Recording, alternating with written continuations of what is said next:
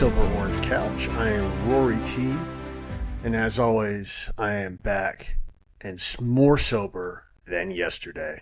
I came across an interesting fact the 2 nights ago about a study done around the world, and that was that 48% of people aged 15 and older have never had alcohol. Why am I bringing this up? Because that fact sounds like bullshit. Because when I was drinking, anybody that wasn't drinking, there was something wrong with them. Or they just kind of freaked me out. And that's the truth. You know, the fact that 48% of the world aged 15 or older have never had alcohol makes no sense. Here we are drinking our days away, and why does this bug me so much? Why does this statistic bug me so much? And I brought this up in the meeting as well 2 nights ago, and somebody responded by saying that's because 12% of us are doing most of that drinking. But the mentality that everyone else should be drinking as an alcoholic is so spot on, because my world revolved around drinking. It revolved around alcohol. So why isn't the rest of the world drinking? That's the normal thing to do, right? But I got to thinking, it's like, okay, wow, not everybody drinks, and it's normal. So when I go out, hang out with friends or go out to events, and I just assume everybody's drunk. I assume everybody's getting wasted. I assume everybody drank on the way there. That's just what I assume, but that's just because that's who I was. And my mind was so wrapped around the fact that alcohol had to be in every aspect of my life that it's just not true. So this brings me to my topic tonight, and I wanted to talk about how I stay sober. And it's not just my little dog friends here. It's not just going to meetings, or hell, it's not even just doing these podcasts. It's not reading the big book, as people call it. It's not all those things. There's also the hourly components to this. And when I say hourly components, as I get mauled by my vicious sobriety dog here, the hourly moments that used to transpire over 24 years almost of needing to have a drink at all times, your thinking doesn't necessarily change right away when you stop drinking. So as you go out and as you experience things, you have to become more open-minded.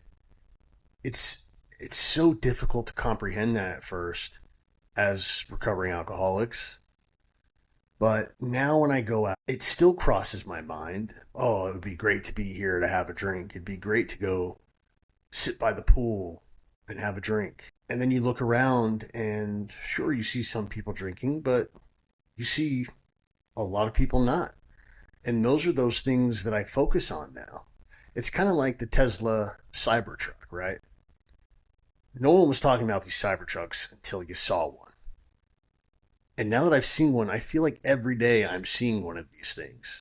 I mean, these things cost like $250,000. That's like the cost of my house. So when I go out now, I feel like I'm looking for people to drink. It's time thinking changes to not looking into normalcy. What is for me?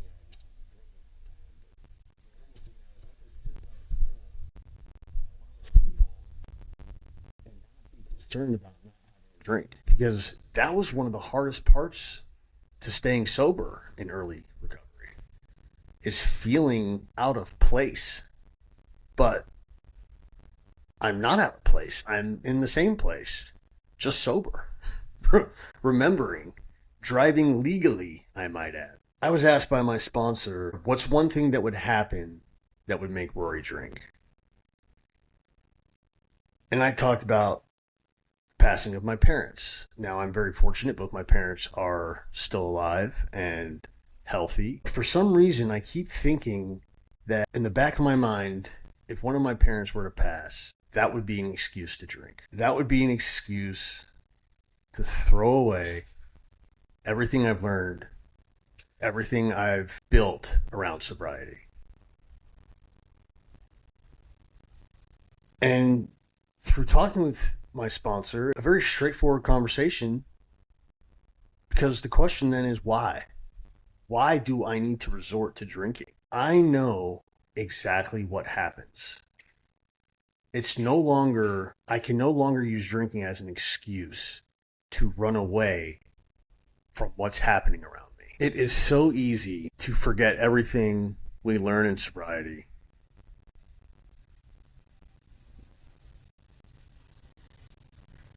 when the smallest of things come up. So that's why I go to the worst case of my parents passing to drink again. But I know I can reach out to others if and when that time comes. And no matter how small or how large the effect is on my life, reaching out to somebody is of the utmost importance. Somebody who's in sobriety, who's been through sobriety, who's been through stuff like this. Also, talking to a dear friend of mine tonight, him and his wife are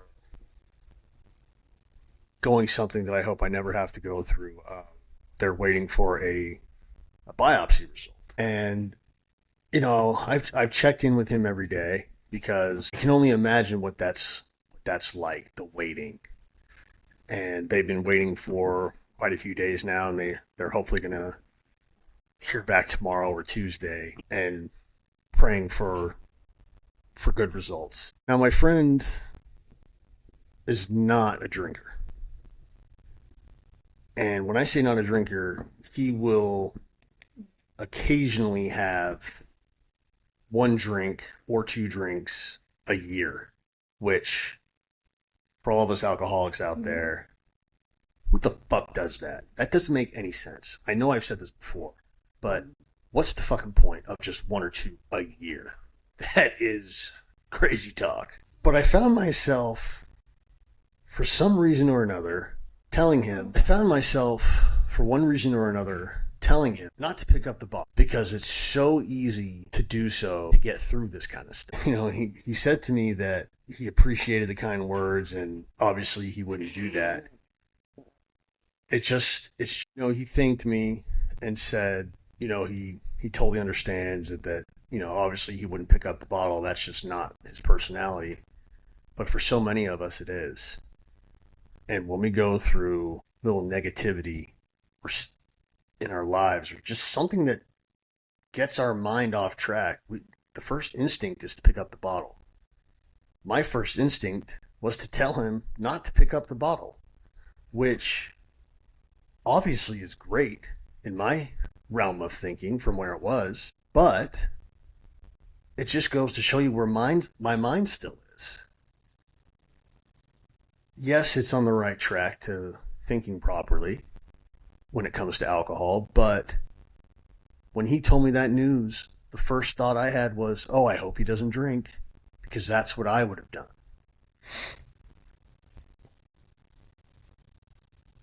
This progressive disease sucks, but I'm also grateful that I'm a recovering alcoholic and that I'm here today to talk about stuff like this. It's times like these that we need to hug our family, call your mom, call your dad if you can, loved ones, family members, friends, because everyone out there might be struggling a little bit. And it's just a nice gesture to say hi.